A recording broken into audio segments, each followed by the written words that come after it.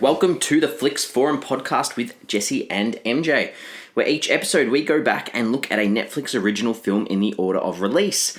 This is our 8th day of Podmas, where we are releasing an episode every day in the lead up to Christmas.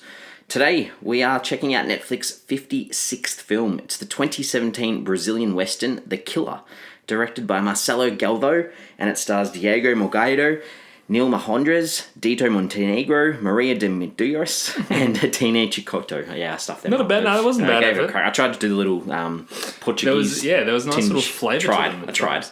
So day 8 of Podmas means we're nearly a third of the way through Podmas. That's very impressive. It means we're only 17 days till Christmas. That's not a Christmas. Yeah. Christmas coming. That's all right. It's coming. It's very soon. This is not a very Christmassy kind of film. No, it's quite violent, this one. So before I watched it, it's got the rating on top of Netflix, and it said MA 15+. And the first thing I think it said, actually, strong sexual violence. It was really specific. Yeah, well, yeah. I think we might talk about it. We're going to spoil this movie as usual. So if you do want to watch The Killer on Netflix, get on board. Yep, and have a watch. Expect some strong sexual violence.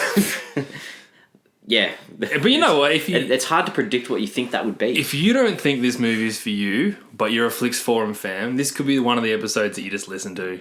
Yeah, you just want to enjoy it. I actually can't wait to talk to Jesse about it because I have no idea what he's going to... This is tricky. We don't know where we're going to go with this one, I think. We always start our show off with our fast flick, so we do a little summary of the film. MJ, what are you thinking? Okay, so in what feels like an anthology of tales about violent hitmen in the 1940s in outback Brazil, we eventually settle on seeing a story of the most dangerous and feared of them all. Ooh, I like that. That was very open. Yeah, it was. I didn't feel like this was, despite it having a linear storyline through it, it didn't feel very linear watching it. True. I wanted to capture that in my fast flicks. I went real simple. I've just gone, a boy needs to understand what happens to his mentor, and to turn into a man must venture into the big, bad Wild West. And that is the story that we eventually settle on. Yeah. But there was a period there where I'm like, are we even going to come back to these guys? There are a few intersections where I was like, what have these people got to do with this film? Yeah, good. That's because it would feel remiss of me not to mention that in my fast flicks. Good. All right. Well, this one is obviously another, I guess we'd call it a international film. Foreign language film. Yep. So finding stuff in English about this film was a little bit hard. True. Yeah. What have you got? First thing I found that it is called O Matador. It is. In Brazilian or in Portuguese. Yeah. Which certainly helped with Google searches as well. Because The Killer is crazy generic. Yeah. It was like The Killer 2017, Netflix, Portuguese, Brazil. Caballera. But I mean, it was nominated for 11 awards at the Gramado Film Festival in 2017. Yeah. So that's an international film festival that's held annually in the Brazilian city of Gramado. And since 1992, it's given awards to Latin American films that are produced outside of Brazil. And it is the biggest film festival in the country. So I'm glad you checked that out because I saw it was nominated and won a couple of awards, but had no idea the actual significance of that. Yeah, so basically it's one of the biggest, or the biggest film festival in Brazil, but also at that film festival they can present awards to any Brazil, is it Brazil films or Latin American films? Cool. So it was nominated for 11 of them, of which it won Best Cinematography and Best Music. But I mean, it was also nominated for director, actor, actress, supporting actress, screenplay. So it was named for all the big categories. Sure was, yeah. I can't say I'm familiar with too much Brazilian cinema, so Me either. I was coming in pretty eyes open on this one. I didn't know what to expect. I honestly don't even know. I mean, this is obviously not just your typical Brazilian film. No. But in terms of that award ceremony, I don't know what that's up against, and that's a reflection on me more than anything else. Yeah, and I guess you got to talk a little bit. It's a Western. It's a Western film, and I've seen a few Western films, and I know, some good Western films, but I guess it's probably not the sort of genre that I'd definitely go out and see, or go out to watch. I mean, in 2019, there's just not as many Westerns out there anymore either. So the Westerns that we do watch are generally either old or almost parodies. And yeah, true. And even sometimes I'm like, oh, I'll go back. There's so many good westerns from the 50s and 60s. Go back and watch one, and I'll watch one. I'm like, oh, yeah, that'll do for a while. Yeah, it's a bit like that. Yeah, that's true. Very true as well. Yeah. I mean, I guess that's why they don't really make many anymore. Yeah. It's not as appealing to the. Yeah, true. And they were pretty cheap to make in the day as well, because I've been to one of those. They've got these ranches where they're literally these Wild West sort of towns, and they could do the whole production on this one little set, which is really cool. Well, we've both seen Once Upon a Time in Hollywood. We have, yes. They literally go to that ranch. And they do, yeah. Where they film. Yeah. So this is the first Brazilian Netflix original film. It is, yeah. And it's inspired by a book that what was it called? The O Caballera, that he based his name on when he became a man, I guess. So that's a part of classical Brazilian literature. So that book was written in 1876, so crazy. She's an old one. Yeah. I kind of got the vibe that Netflix were quite interested in committing to more Brazilian cinema. Between then and now, nothing else seems to have come through on an original Netflix basis. But I am seeing there's a lot in the works. Now, when you jump on Wikipedia and you see things that are in the works for Netflix, I mean, the list is really long, and I actually don't know how much to believe a lot of it, but... I'm assuming that the market in Brazil is quite promising for Netflix, and I wouldn't be surprised if we had another couple of these, not necessarily violent violent Western ones, but it'd be interesting to see if we get a bit more Portuguese language films. So the consensus, I know you don't look at Rotten Tomatoes. I don't, so I would be very surprised if you got much of a sample size for it. It doesn't have a critical consensus at all. It's only got 3 reviews from critics on there. So 3 is probably more than I thought, to be honest. Yeah, so 2 fresh and 1 rotten. Yep, okay. Audience, there was 52 ratings, and that was on 61%. 52. Which is pretty much bang on IMDb. Well, this is literally... I mean, we say this a lot. This is the smallest film we've done in terms of quantity of ratings that we've seen online. IMDb is 6.1 out of 10 from 1739 ratings. Letterboxd is 2.6 out of 5 from 391 ratings. They are such small numbers of people that have actually watched them. So I guess the consensus is, middle of the road. Yep. If not maybe a little bit below par. But it's hard. It's hard to sort of critique this too when you have such little background on Portuguese films, I guess. I mean, I always have a flick through the reviews on Letterboxd just to get a flavour of what people are saying. 90% of them are written in Portuguese, so I couldn't read them. We needed Simo along for the ride. He could translate for us. Why? I don't know. He just likes his Spanish and Portuguese. Oh, I thought you were going to say that he can speak Portuguese. I was like, a couple of keywords. I did not know this about him. But so Simo was one of our guest podcasters. I think a couple of days ago. Yeah. But point being, I think a lot of the reviews that I did read were pretty negative from the Western culture side of things. So just for a bit of context, this was released on the 10th of November 2017, Netflix worldwide. So interesting that it didn't have a prior release, in Brazil. Sometimes when they have these types of films, they'll flog it in the cinemas there and then... Well, I wonder if it got obviously nominated for awards at a Brazil Film Festival. I have to assume that maybe it played there without knowing. Yeah, without anyone putting it online. All right. The director did make a note of saying that the opportunity to work with Netflix was an opportunity of a lifetime because he was granted unprecedented freedom on a global platform, which, again, glowing endorsement of working with Netflix from a director. So it was Marcelo Galvao? Galvao, yeah. So done lots of shorts, lots of docos, lots of TV. This was his 6th feature too, so he's obviously good with the craft over there. And there was some nice film techniques in this as well that come from obviously someone with a bit of experience. All right, well, I think early thoughts. I think we need to get into it. Tell us, what are your early thoughts on this one? I kind of touched on this in my fast flicks, but to me it felt like a bunch of short stories that continually introduced new characters what felt really late in the piece. So like we sort of start with the whole 7 years story and then into the Caballera story. Then we meet Monsieur Blanchard, spend a bit of time with him and his family. before being introduced to that bloke who had his family killed, who I can't find his name. Sobril. I think it was Sobril. Okay. And then it's kind of his story with Four Eyes, and Four Eyes is his own hitman. Yep. And the wife's cousin, before circling back to Caballera and Gringo. But we kind of just completely veer off for a while, which is why I was like, maybe this is just like short stories about a time in outback Brazil. And I was like, okay, if that's what we're doing. And then we came back to our sort of main antagonist. Yeah. It was frustrating because, it felt like they probably could have done this in a different order or tried to put it together differently.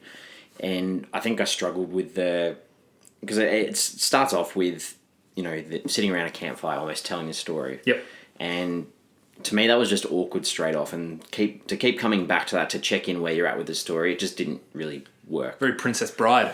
Very Princess Bride. So yeah, I struggled with bits, but then the bits that I did like, so I'm very much on the borderline here. Yeah, I'm similar. Like, I think just in general, the characters, they never had time to be developed. Especially when they're introducing, like I said, Four Eyes and that other bloke whose name you said, and that wife's cousin. Yep. They just kind of came in really late in the piece. I didn't know who they were, and I didn't know enough about them. So they didn't introduce characters really well. There was a lack of depth, and when you're performing these sorts of violent and insidious acts, I kind of need more reason to know why you're doing it. Yeah. I don't like violence for the sake of violence, and it felt like a bit of that. With that said, I think the last 30 minutes or so saved it for me. It kind of started to wrap up the one story arc that it set up. So I didn't mind the end. Yeah, I had some troubles with the end too because it was just too obvious. Oh no, whether I liked the end or not, yeah. at least brought it back on track. Yeah, I mean, I feel like they did close the whole narrative out. But I agree that it was just a little bit all over the shop. For what it's worth, I didn't mind the narration and the backstory, or not the backstory, the front story. I don't know what you want to tell it, because I go back in time from there. And again, agree, super obvious that was going to happen. Yep. But I kind of liked that. It kept the plot progression. All right, let's talk about some characters then. So I think we kick off with Caballera. Was it January? Was he called? Was that his name at the start? I didn't catch a name at the start. I think his name was January, and then when he decided this was his quest, he's gonna take the name of the character. For a while there, I didn't think he knew how to talk as an adult. So he just came into town and shot a bunch of blokes, and then I'm like, hey, this guy doesn't know how to talk. Yet. But then he did. He got there eventually, yeah. The one thing I struggled with him was because they set up pretty early that he's the hero, right? Because we're telling this story about the greatest killer in Brazil, and they eventually have a motive for him that basically makes him the greatest hitman ever because he has a sex addiction that he needs to pay for. That was kind of why he got into the business and stayed into the business. And I was just like, oh, okay, I might not like this bloke as much as I thought I would. Okay, I thought they probably didn't do it very well, but those blue jewels that they were talking about, to me that was more his motive, like that led to that sex addiction, whereas obviously the guy who cared for him 7 years, he had that same... Yep. He just wanted it was corruption for the currency, whatever it is at the time. And I think depending on what you did with that currency, but obviously Caballera used that currency that's what he used it for. So he kind of, for me, went from like good to bad to good. And I guess he's like the main vehicle behind that whole corruption because he, portrayed it better than anybody else. And that's probably the main theme of the film. I really liked that he didn't say much. Because I thought it sort of gave him that cool vibe that, he's... Bit like the kitty from Blam. A little bit, yeah. He was sort of this badass that was sort of just sat in the background for a majority of it, and yeah. So did you like him? I didn't hate him, but I didn't love him. Like, compared to the rest of the character, like you needed to enjoy the film, you had to cling on to someone. I guess he was the one that I clinged on to. Yeah, that's the thing. I liked him, and then he started doing stuff, and I was like, I don't like you anymore. And he completely forgot about 7 years. Who seemed like a pretty good dude. But then they tried to bring it at the end. They're like, they tried to close that 7 years. That's the thing. And I found that a little bit disjointed too. Yeah, true. All right, so who else would you like to talk about? There's a lot of characters in this too. But a lot of them, like, I don't know enough about. Nothing about. Yeah. So let's go with Monsieur Blanchard. Good. I've got him as my second as well. Just pure evil. Like we never even really see the half of the bad stuff he does, and and they just give him no redeeming qualities. Yeah, totally. I've literally got asshole. Just a horrible human being. Like, and I felt like he deserved to see his son die in front of him. But I didn't feel any pain for him when that happened. How sad did he? He didn't even care. He didn't care. And then and they showed that in his funeral where he's literally like, oh, you got a phone call? Yeah, okay, I'll go take the phone call. It's like he was greedy for the sake of being greedy. Like, greed was just a part of him. Did he even really care about the land he was getting? He had complete ownership over this town, regardless. Yeah, and he had more than enough. More than enough. It's interesting that at the end or more than at the end, there were moments where he could have been killed, right? Yep. Several times when someone walks in with a gun. Probably 3 occasions that I can think of. They never show him panicking when he's about to be killed. Often they sort of show this weakness in a character as power for the audience. You know, it's a very good opportunity, like Game of Thrones when Cersei finally dies at the end. It's like... Spoiler alert, Game of Thrones. You've seen Game of Thrones by now. When Cersei goes, it's... finally you see her break. Yep. And that's like the audience is like, oh, I needed that. This guy never does it. And it makes you think, A, he's just ice cold, but his like whole mentality is he's either going to negotiate his way out of this or he's going to die. And he don't care either way. Like, he's all in either way. If you shoot him, well, I lost. And that's the way I live my life. I've never really seen a character like that. Nah. It was just, and they didn't even kill him at the end. Like, yeah, that was that annoyed me. that did annoy me. I kind of didn't mind that they just committed to this because I was expecting like there'll be this blubbering scene where he's like, "Don't kill me," or he'll shoot him in the shoulder and watch him bleed out, or nah, he kind of won. He was out, and he's like, "Yeah, I'll just keep being a hitman." Yep. Yeah, it's really hard to talk about these characters because, like I said before, it was really hard to. There was not enough background about them to even care about them or to want to side with them. Who have you got next? I had that Sobral guy, the guy whose family's killed, and I just thought he was sort of this. Because I didn't feel that Caballera's motives were revenge. And I think they made it clear his motives, while he wanted to work out what had happened to 7 years, I don't think... It's like he remembered at the end. Yeah. Like, that's right, I remember this for that reason. Yeah, but I feel like, this Sobral guy, he was more about revenge for his family. And he was... all he was. Yeah, that's all he was. And he was a loose cannon. And similarly willing to die for it. Yeah, and again, I was a bit annoyed that he ended up being killed by Blanchard. Like when Blanchard was the one who took all this away from took his family away from him, and Caballera made this big point. He doesn't kill family, doesn't kill kids, doesn't kill women, and then Blanchard obviously is happy to wipe him out. Well, he killed his wife and his son, not himself, but he ordered the kill. Yeah, burn his house down, killed his wife, and killed his son. Yeah. I was really sad that he didn't end up... he was like the only character that you kind of liked. You wanted him to do well. Yeah. Yeah, I agree with that. But that's kind of the stamp of this movie, though. Him not killing Blanchard, him dying himself, Blanchard not dying. That's the legacy of this film. It's not a happy ending, and it's not going to pretend to be a happy ending, and it commits to that, and that's fine. I'm okay with that. Then you've got the next one I've got is the Four Eyes guy. Yeah, Four Eyes. Because Four Eyes was very similar. Like, he was just this horrible guy that he didn't like people saying no to him, so he'd do whatever he had to do to wipe people out. Again, yeah, no redeeming qualities for him. None at all. I guess we can probably skim through. It's interesting, though, with Four Eyes and Blanchard, because they're both just these pure evil characters, but ironically they aren't as powerful physically as most of the characters, but they have more power. So you got this 1940s, country Brazilian setting, and all these hitmen who are in there, who should have all this power in that time, are still dictated by the people with the brains. Yep.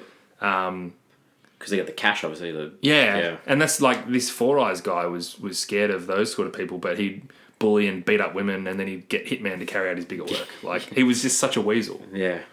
I would have liked to have seen more of 7 years, at some stage. Like, you see them having such a big part in I thought he was the story that they were telling at the start. This is the most revered killer ever. I was like, 7 years, okay, this is the guy. And it's not him. Nah, it wasn't him. And just the way they closed his story out at the end, I was like, Yeah, it was a bit of bit rushed almost. Yeah, it was just like a cop-out almost. The gringo. He annoyed me too. I was like, do you just give a guy blonde hair and that makes him a gringo? Because I didn't like... English, though. Yeah, he did speak English. That annoyed me. And then the Fernanda, the cousin, and Looney. Yeah. So these characters I don't even know. They, I just felt bad for them. Their deaths were just horrible. I really didn't like how they just hunted them down. Yeah. Yeah. That whole story was just like, why are we doing this story? Where does it fit in? Yep. Didn't like that at all. Any other characters? The kid. Yeah. Oh, Antonio. Antonio, is that his name? Antonio? I think it was Antonio. The kid who's obviously the man at the end. Yep. It's just interesting to see how the times have changed, but the work remains the same over the years, because he's obviously a very different man to Caballera, and it's his smarts, his charisma, and his bravado versus his father's pure savageness. Yeah. And it's still playing that same role. Good pick up there. The cast, I'm not even going to try and suggest anyone else for the. No. There was no one that stood out as not performing well. It was all fine. Obviously, there's a barrier for us with the language, so we. Yeah, exactly. All right. Well, should we look at some scenes? Let's do it. What stood out for you? Oh, so I enjoyed the very opening scene with the kids and the coffee and, let me tell you a story. I was actually quite on edge immediately. Like, it had a real sort of Ned Kelly feel to it. And I'm just like, what are these kids doing? Like, you're going to get yourself into trouble. So I was really put off by that, because I really enjoyed that. The credits with the characters and the beat, like, I thought that beat was awesome, and then you've got these, these shots of the old western of the characters coming on screen with the names, and I wouldn't have minded the subtitles so I could understand what the lyrics were saying, but then I found it really awkward with the two kids and the two cowboys. There's a lot of tension in that for me, to the point where I was caring more about that story, that side of the story than everything else. I was like, let's go back to see what's happening with these guys. So I would have preferred you have that at the start and the end without seeing any more. It just I don't know. Yeah, okay, true. But he obviously narrated the entire thing. Even if you didn't see him, that narration was still... Exactly. What else? Just a really cool shot of that snake biting the horse and then the bullet flying into the guy's chest. Just looked cool. I'm going to take my hat off for that. Best scene in the entire film. I've actually written... Killing Four Eyes was fucking awesome. When he gets him to sketch him, and then he picks it up and he goes, "Damn, I know this guy." Bang!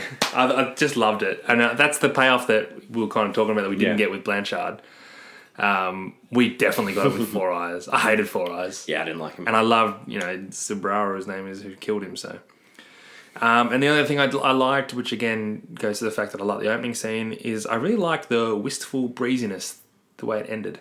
They just kind of wandered away, and the kid was kind of running behind him, and he said, "No, we got someone else we got to tell the story to." I really enjoyed that, and it was good because the kids wanted to go check the picture. He's like, "We don't need to look at his picture because he confessed." That's right. So that was a nice change compared to his father, I guess. Yeah, he's really bringing the family business through through the generations. That's all I've got for the scenes that I enjoyed. So yeah, I liked the opening song, and then. I did like the first time that Caballera goes in to see humans for the first time, and he walks into this bar and he sees these guys with the stones, and then he just out of pure coincidence kills these three guys, which he picks up the bounty, and he's like, "Oh, sweet." The first thing I thought was, how lucky is it that he's just killed like the three most dangerous men in town? Yeah. Like, come on. I thought that was a cool little sequence of turning the gun, shooting, bang. Yeah, I thought that was true. Cool. The only other thing that I've got down is that there's a scene towards the end where Caballera's got the hit to kill Sobel, the guy, and he's like, there's these nice little tension-filled scenes where he's above and he's like in the bath. Yeah, that's right. And I just really liked that he hesitated, and that was his downfall. This one time that he hesitated because he saw this picture of the guy's kids, and and there's that line about having an empty mind. Yeah. You'll never kill your hunt if you feel for the animal's kids or whatever. So I just liked that came around. That was you're right. Actually, they did balance that pretty well. Yeah. That was it. That was. It's a short list for me. What about what wasn't great?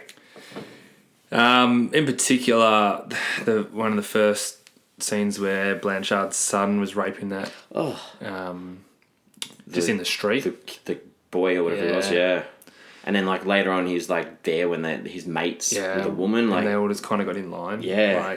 That's kind of what I mean by these characters were so one-dimensional that I couldn't justify why that was happening. If you had have created this character who, like a serial killer that we see in a Silence of the Lambs, or even just a Joker character, that's just so messed up, and you show me why he's thinking like this, and then that happens. It doesn't make it easy to watch, but you can stomach it more. This was just like, come on, mate. Yeah, his name was Pierre, and I think I've got down. I think that it was just that trying to show that because of who his father is, he gets whatever he wants, no matter what it is, and I don't know if that's the right way to do it though. No, I agree. I mean, it's a lazy way to do it almost, to be honest. Yeah, he was vile. The scene where Caballero first walks into Blanchard and says, "Where's 7 years?" and they all just start laughing at him, and then he hires him after he sort of shoots people and stuff. The laughing thing was just stupid. It I don't know what it was trying to tell me. Was it this bravado that Blanchard has or whatever? I didn't buy it. The whole scene just didn't work for me. So I didn't like that scene because Blanchard walks in and they've made this big deal. Blanchard sitting there and Caballero walks in, and they've made this big deal that because he's French, no one understands a word that he says. So he's got this mute guy to translate for him. So he's having this conversation with Caballero, and there was no, they were understanding each other straight away. Yeah, because he wasn't speaking French, he was speaking Portuguese. Oh, okay, well, there you go. I think he was anyway. Good, well, maybe that's because if I spoke Portuguese... No, but that was stupid as well, because they made a point that he speaks French, but he barely spoke French in the whole film. So yeah, I don't know. That annoyed me. Same scene, different reasons. Yeah, that was just a bad scene. What else? When that bloke's family was killed, just killing kids is always a hard watch. That's all I've got to say. Again, you're not going to justify why you're doing it enough, and I'm not going to enjoy it. No. I didn't like the scene where Four Eyes cracked the shits when they were in the house because they were all laughing at him. I know, again, it was showing his kind of sense of power over his family and not wanting to be ridiculed. But that scene didn't work. It was really drawn out. There was no chemistry between the characters. And could have done without it. Yep. It didn't add anything. There was a scene where Four Eyes sniffs the sketch that he's done. Yep. And obviously smells the girl. Come on. It's been a day. You've taken the sketch outside with you, and all of a sudden you're going to smell her on it. Come on. Four Eyes was just a weird guy. Yeah, it was. This 30 minutes in the middle of the film where the film just changed. But he had a good death, so I was all right with that. Happy with that. And the final one was when the kid was crying on the bench before he went on the train. It's just really bad acting. And then he hides in the women's toilet so they don't find him. This was weird as well, yeah. And then how did he know to hide? They say he's a smart kid and stuff. Well, they made it out Caballero thought he was a dumb kid. He thought he was slow, remember? Good killer. But then he just sort of wanders onto the train. And gets in an orphanage. And then Caballero still finds him, though. I don't know whether that was a dream. I was anyway, it's real.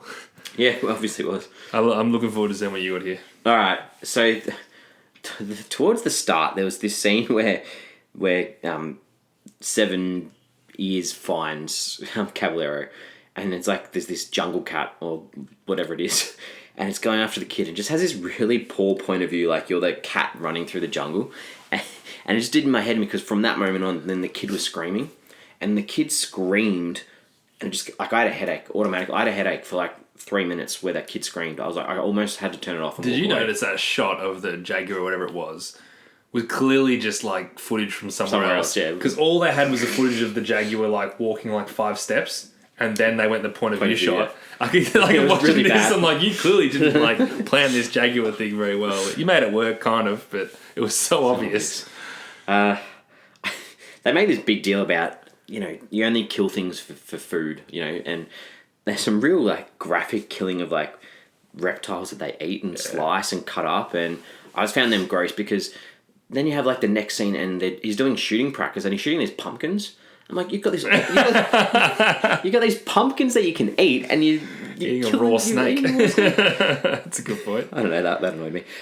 Didn't like the hardcore sex scenes. Yeah, they were just over the top, and that leads into Blanchard sings this song for his wife for her birthday about how cruel they are. It was just it was almost like a villain song from a Disney movie. It was, wasn't it? I just assumed that was a real song though. Well, maybe not. Maybe, I don't know. But because it was just ridiculous. It was so bad, and it went on and on. I have written bad scenes in Netflix films before as the song in the film, so I thought I can't just do another song. I'm glad you brought it up. I had to because I think I just switched my brain off for a couple of minutes. I've only got 2 to go. There's this guy. There's a scene where a guy's he takes his junk out to piss on a kid, and the guy shoots his penis. Yeah. That hurt my eyes. Right. That really hurt my eyes. I was not expecting that. I'm glad he did it though. Yeah, but Yeah, no, but he was a bad dude. He was a bad guy. And as soon as you met Antonio, as soon as they're like, "Oh, this is your son," I'm like, "Oh, okay, now I know who's telling the story."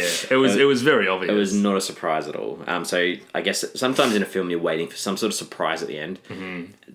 And then at the end, it was like almost like they're like, "Oh, if you haven't worked it out yet, this is his son." Yeah, like, we worked it out a while ago. We did. Or else it's just some random guy telling a story. Yeah. All right, that's all I've got. What was the film trying to say? What are some themes? Yeah, the biggest one, because I don't think there's a heap of depth to this film. The biggest one is that whole slave to the currency, and that corruption, and what people do, and that's relevant in any time, in any era, regardless of what it is. People get obsessed with more money, greed, more whatever, and that obviously ties into greed. Doesn't paint a very nice picture of greed in this film. Not at all. No, if you're greedy, you're doomed for life almost. Yeah, and that kind of ties into then abuse of power. Massively. In this sense, abuse of power almost gets away with it. I had a little bit of this. So it was about this greed, and then almost through this colonial exploitation too. You've got this French dude who's an outsider who is abusing, obviously, a foreign land. There's a little bit about survival too. Like they kept making these comments about, you had to be brave to survive. And while, a lot of these people, the ones that got through were probably the bravest ones almost. Anyone could die at any time in this. That's the thing. That's kind of the world that they set up. Yeah. Sort of coming of age too for Caballero. He had to grow up and become a man pretty quickly in a world that he'd never experienced. He had to step outside. He depended on 70s his whole life, and he just had to make that call. So he just hadn't left that shack? Well, there was that big cloud of smoke that came every now and then. It was like almost the Deadlands. Yeah. So basically, that shack is like on the other side of the Deadlands. Yeah. And he never went through it except for that one time he tried. So his whole life he just roamed around that shack. Yep. There's a bit about land, like the importance of land to not only survive, but also that question over who has the right to own it. Yeah. Because I think there was a comment that by Caballero, like, why do people own land? Land's for the land, like it's just for people to use, like. Yeah, that was the voiceover when he started being a hitman. He was killing people who wouldn't sell their land. Yeah. And it was basically like, well, he didn't really care because he didn't think anyone could own land, so he just did it anyway.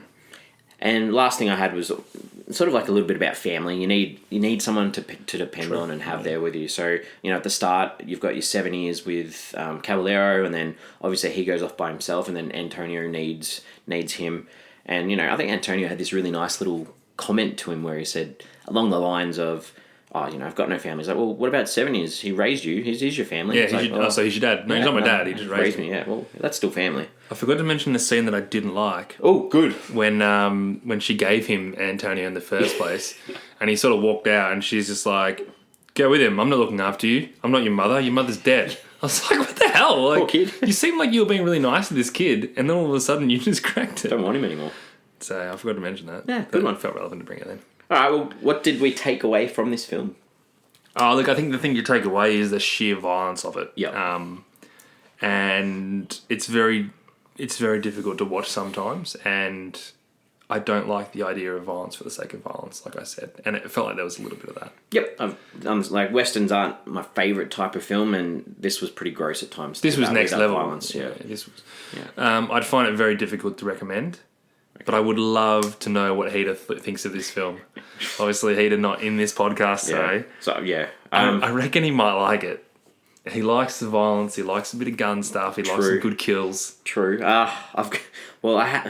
We usually talk about IMDb, and I didn't actually use it because I didn't have enough time. But my intention was I was going to go through every cast member to see if they'd been on Narcos, because I thought Heater would have. That's a good one. Would have had a good look at that. My IMDb is NA. I did NA, not applicable, not applicable, not. No, I didn't recognise anyone in this. Nah, me either. All right, if you got any questions you want to ask? Yep. Good. Let's do it. I've only got one, but it's kind of. I got a couple, so this multi-pronged.